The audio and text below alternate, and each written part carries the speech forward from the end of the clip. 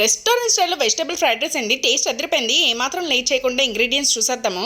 Beans, carrot, capsicum, పచ్చిమిరపకాయలు, కొత్తిమీరి, black pepper powder, బియ్యం పిండి మిక్స్ చేశాను.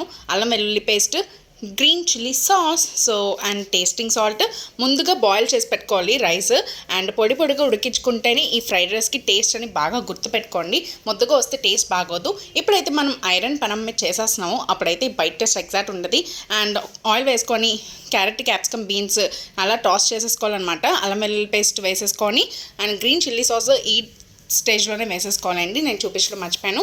అండ్ ఆ బాగా టాస్ అయిన తర్వాత ఉడికించుకున్న రైస్ వేసేసుకొని ఒకసారి కలిపేసుకొని తగినంత ఉప్పు, tasting salt, half table spoon pepper powder వేసుకొని బాగా మిక్స్ చేసుకోవాలి.